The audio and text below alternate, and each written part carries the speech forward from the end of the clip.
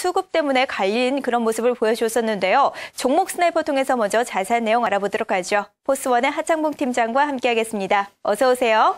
네, 안녕하십니까? 네, 가장 먼저 외국인이 순매수 보인 종목 먼저 확인해 보도록 할까요? 네, 외국인은 전체적으로 보이는 패를 보면 계속 팔고 있죠. 오늘도 1,000억 정도를 팔았는데 그런 과정에도 코스닥 시장에서는 이틀 연속 한 260억 정도를 매수해준 것 같습니다. 사실 코스피 1,000억 파는 거 대부분이면 삼성전자, 뱅가드 관련 물량이기 때문에 전체를 봤을 때는 외국인이 그냥 펀드 환매 때문에 좀 팔고 있구나 그렇게 보시면 좋을 것 같고요. 하지만 코스닥 개별주에 대한 매수가 들어오기 때문에 중소형주 강세는 좀 강하다 그렇게 볼 수 있을 것 같습니다. 오늘 외국인들이 순매수한 5종목을 좀 살펴드리면요. 그 종목은 STX, 다우기술, KG이니시스, 원익 IPS, 인프라웨어가 있는 것 같습니다. STX에 매수 들어오는 건 조금 제가 보니까 큰 건 아닌 것 같고요. 낙폭 과대 측면에서 기관 매도 물량을 좀 받아주지 않나 보겠고, KG이니시스는 참 잘 가죠. 이커머스 시장 활성화 기대감으로 전자결제 관련주의 상승을 이끌지 않나 보겠습니다. 인프라웨어도 대표적인 IT 소프트웨어 관련 업종이죠. 폴라리스 오피스 관련해서 모바일 오피스 종목인데 최근에 워낙 IT 하드웨어 소프트웨어 잘 가다 보니까 계속적으로 기관의 콜 속에 외국인도 덧붙이면서 좋은 흐름을 보여주는 것 같습니다.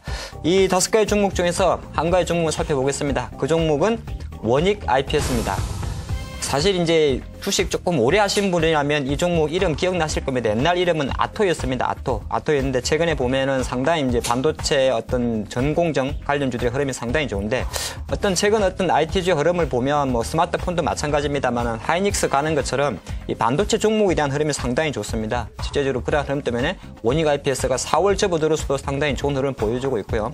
원익 IPS가 잘 가는 키워드를 딱 한마디로 표현하라 그러면은 바로 삼성의 올레드 투자 확대 이야기입니다. 그런 관점 때문에 실제적으로 최근에도 공시가 하나 나왔죠. 원익 IPS가 삼성전자에 대해서 170억 정도 됩니까? 그 정도의 공급 계획을 체결했다는 그런 이야기 있고요.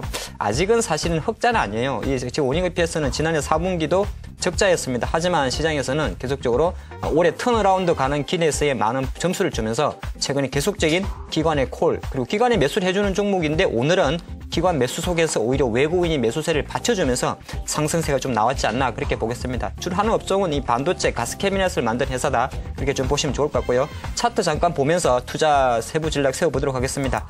제가 지금 말씀드린 대로 최근 일봉을 보고 계신데요. 계속 좋은 흐름을 보여주고 있습니다. 그래서 약간 투자자별 동향 같이 보신다 그래도 원익 IPS의 기간 동향인데요. 원래 연기금 선호 종목이라 좀 보시면 좋을 것 같아요. 연기금이라든지 투신사, 보험사 쪽에서 주 메인 매수세를 가져오는 상태에서 이틀 연속 외국인 또 소폭 매수에 가담했기 때문에 오늘 조금 추가 상승이 왔다 그런 말씀 드리겠고요. 이 흑자 구조, 그러니까 흑자가 나는 기업이 아니라 흑자 전환에 대한 기대감이기 때문에 실적이 얼마 되니까 목표가 얼마까지 가겠습니다. 이런 것은 말이 안 되는 소리죠. 그렇기 때문에 약간 기술적으로만 살펴본다 그러면 월봉 관점에서는 일단 6,700원 정도가 월봉 20주선에 닿았습니다. 그래서 기술적 분석으로 봤을 때는 한지 어느 정도 7,000원대가 단기 차익 욕구 기간에 들어갈 수 있는 것이고요. 하지만 그런 기술적 분석이고 가장 중요한 거는 원익 IPS는 투자 전략상 이렇게 계속적으로 기관의 매수가에서 올린 종목이기 때문에 수급 동향을 좀 체크하시면서 기관 매수가 들어올 때는 조정은 있을지언정 추가 상승한다. 하지만 거꾸로 기관이 단기 차익에 들어갔을 때는 1차 조정 가격폭은 21선까지 떨어질 수 있다는 걸 조금 생각하시면서 현재 수준에서는 반도체 장비주에 불어오는 기관의 매수세를 조금 즐겨도 되지 않나 그렇게 보겠습니다.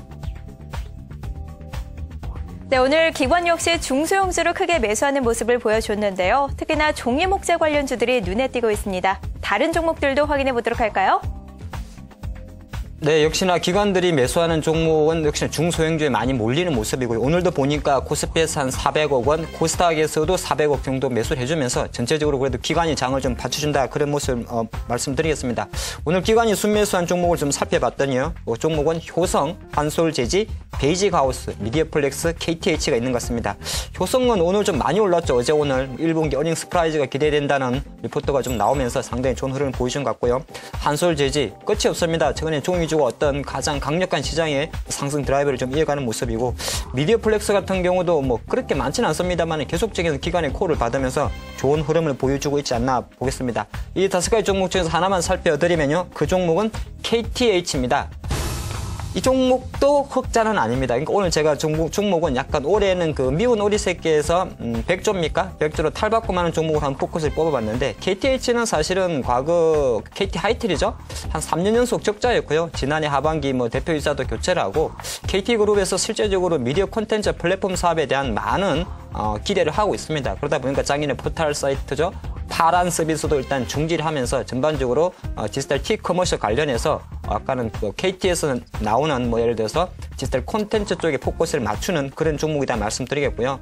그러다 보니까 사실은 또 어느 정도 그 IT 소프트웨어 플랫폼 업체로서 위상 자체를 좀 이어가지 않나 보겠습니다. 잠깐 차트 보면서 말씀드리면요. 오늘 뭐 기관 매수도 있었습니다만 주가도 사실은 최근에 52주 신고가를 그렸다는 것이 가장 큰 특징이고요. 오늘 수급 동향을 보니까 역시나 KTH 같은 경우도 투신 선호 종목입니다. 투신 선호 종목인데 오늘 연기금에서 10만 주 이상 대량 매수가 들어오면서 사실 한 11% 이상의 시세를 좀 분출했다 않나 그렇게 보여드리겠고요.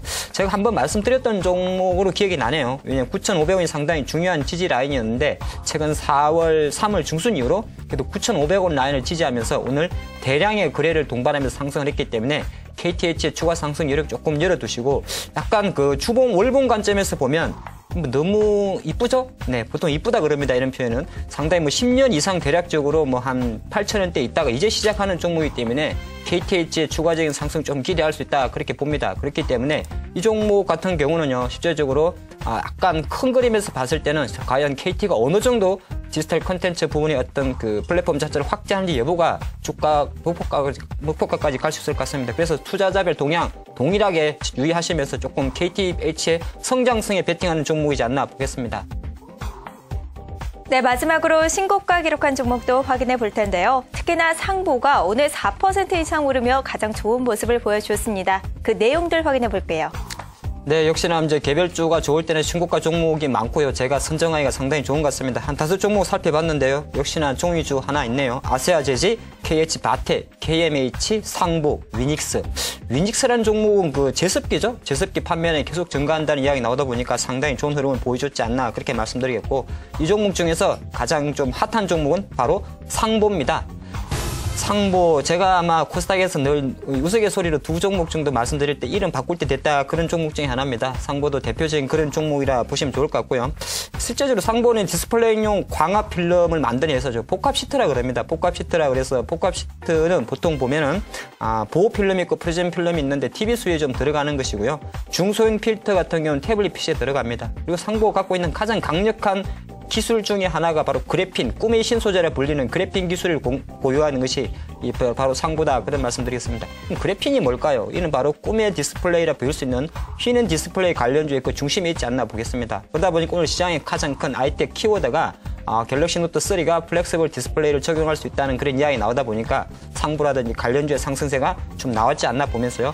조금 무거운 종목이라는 것도 제가 같이 말씀드리겠습니다. 차트 보면서 말씀드리면요.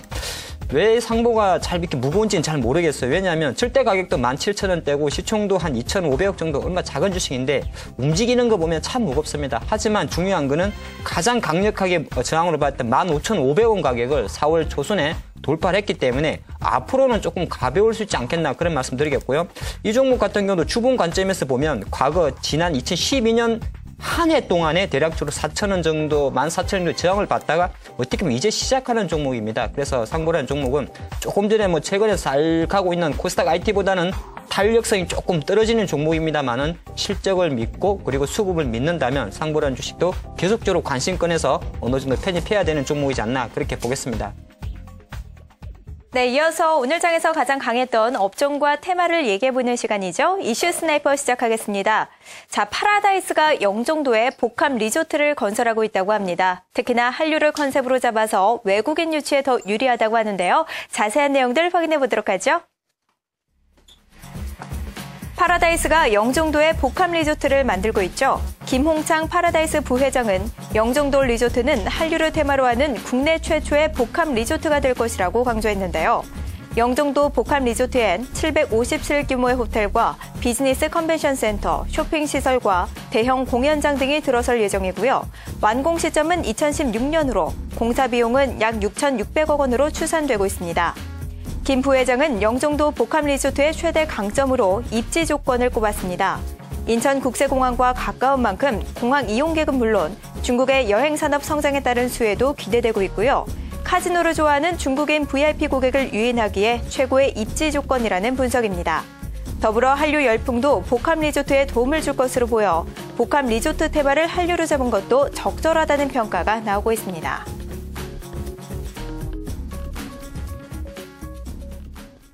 네, 이 복합 리조트가 완공되면 어떤 모습일까 기대가 되는데요. 관련주 흐름도 미리 체크해 봐야 될 것 같습니다. 내용 확인해 보도록 하죠. 네, 사실 이제 인천 영종도에 들어서는 복합 리조트 사업 같은 경우는 뭐 오늘 나온 기사는 아니고요. 실제로 지난해부터 계속적으로 추진을 해왔다는 겁니다. 뭐 국내 파라다이스 그룹을 포함해서 일본의 세가사라든지 미국의 회사들이 복합 투자를 하면서 실제적으로 이제 뭐 구역마다 조금 다릅니다만은 한 2016년 정도에 완공을 목표로 진행 중인 상당히 큰 프로젝트지 않나 보겠습니다. 어떻게 보면 영종도가 국제도시로 커갈 수 있고 또 그러한 흐름 속에서 중국이라든지 해외, 일본 관광객을 유치할 수 있는 가장 하나의 테마 공원이 나오지 않나 그렇게 말씀을 좀 드리겠고요. 제가 이런 기사에서 생각하는 하나의 키워드는 뭐 한류 하다 보니까 많은 부분들이 많이 수출하는 한류를 많이 생각했습니다만은 최근 어떤 트렌드는 인바운드 쪽이죠. 안으로 들어오는 외국인 관광객이라든지 내방객을 대상으로 하는 하나의 복합 한류 테마가 완성된다는 것 자체에 상당히 포커스를 맞출 수 있습니다. 그림 잠깐 보니까 참 조감도입니다만은 상당히 좀 멋있죠? 멋있다는 걸 말씀드리겠고요. 내용을 조금 말씀드리면 인바운드라는 건 항상 또 좀 중복될 수 있는 내용입니다만은 이제 여행이라든지 그런 비즈니스를 할 때 아웃바운드는 안에서 밖으로 나가는 비즈니스를 말하는 것이고요. 인바운드라는 거는 그러니까 외국에서 한국으로 들어오는 사람들을 대상으로 하는 영업 자체를 인바운드 산업이다. 하지만 그렇기 때문에 복합 단지를 만들어서 중국인이나 일본인 관광객을 유치한다는 것은 그만큼 인바운드 산업에 대한 기대감이라든지 커져가는 인바운드 산업을 조금 더 박차를 가할 수 있다 그런 말씀 드리겠고, 중요한 것이 가장 좀 보면 뭐 카지노주도 많고 많은 주식이 많습니다만은 중국인 VIP 관광객한테 오히려 더 많은 매력이 있지 않나 보겠습니다. 제가 여담 삼아서 예전에 한번 계산해봤습니다. 동방항공 북경 동방항공사 맞죠? 중국 항공사 홈페이지 들어가가지고 북경 기준으로 마카오로 날아가는 게 좋을까, 인천으로 넘어와서 카지노를 하는 게 좋을까 계산해보니까 비행기 값은 거의 비슷하더라고요. 제가 갑자기 기억은 안 나는데 비행기 값은 좀 비슷한데 거리상으로는 사실 중국에서 마카오로 가는 것보다 북경에서 마카오로 가는 것보다 북경에서 인천으로 오는 게 훨씬 편하고요. 또 하나가 북경에서 마카오로 가게 되면 중국 당국의 감시를 받기 때문에 VIP 고객들이 속칭 말해서 막 지르질 못합니다. 하지만 외국으로 가게 되면 조금 더 많은 매출이 기대할 수 있기 때문에 입지적 요건도 사실은 좀 기대할 수 있는 부분이다. 그런 말씀 드리겠고, 그런 관점에서 봤을 때는 많은 종목이 있겠죠. 가장 결정적으로 잘 가고 있는 카지노 3사, GKL이라든지 파라다이스에 대해서는 상당히 긍정적이다 보는 것이고, 내국인 전용입니다만은 강원랜드 같은 경우도 같이 묻어서 좀 갈 수 있다 봅니다. 또 하나가 가장 이변적으로 생각할 수 있는 것이 여행주라든지 이러한 관점. 또 여행주가 잘 가면 당연히 면세점 사업을 하고 있는 호텔 신라나 이런 종목에 대해서 상당히 큰 흐름이 있겠죠. 그런 관점을 좀 보시고요. 파라다이스 그룹 외에도 다른 기업들의 그룹을 조금 조감도로 제가 그 자료에서 좀 발췌해 봤는데요.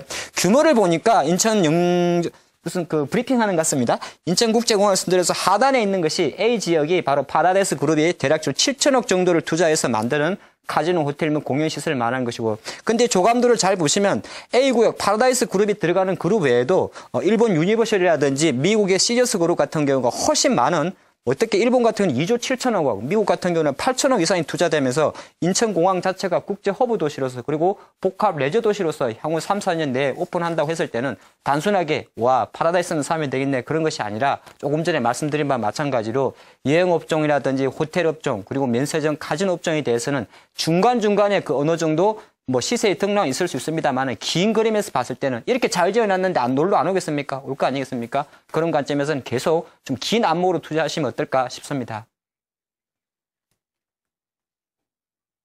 네, 파라다이스의 복합 리조트 건설은 우리나라 관광 사업이 한 단계 더 발전할 수 있는 큰 기회로 여겨지고 있습니다. 역시나 관련주들 수혜를 톡톡히 입을 것으로 예상되고 있는데요. 여행이나 관련 그리고 호텔이나 카지노 관련주들 주목해서 보시는 것도 좋은 전략이 될 것 같네요. 자, 지금까지 이슈 스나이퍼였습니다. 네, 올장 한마디도 어쩔 수 없이 이렇게 시작할 것 같습니다. 형님은 두시고 동생만 이뻐하세요. 이렇게 말씀드리고 싶네요. 오늘 종합주가지수는 보니까 코스피 시장은 1918포인트로 마감을 했습니다. 0.4% 하락을 했고요. 코스닥 시장 같은 경우는 554.37포인트로 1.33% 상승을 했습니다. 코스피 시장 같은 경우는 장중 한 11시경에 사실 1910포인트를 잠시 이탈하기로 했었습니다. 그 흐름 속에는 아무래도 중국의 HSBC PMI 잠정치가 50.5 정도로 약간은 안 좋게 나왔죠. 사실 6개월 연속 확장세는 맞는데 시장의 기대치가 51 정도 이상이었기 때문에 약간 실망 매물로 좀 급락을 했습니다만은 실제적으로 5장 접어들어서 기관의 매수세가 좀 받쳐주면서 코스피는 그나마 낙폭을 줄였는데 잘 보시면 코스피가 계속적으로 어떻게 보면은 1910 정도 1900포인트를 지지하는 것 같습니다만은 또 반대로 해석하면 빠지지도 오르지도 않고 계속적으로 좀 답답한 흐름을 보여주고 있지 않나 그렇게 말씀드리겠습니다.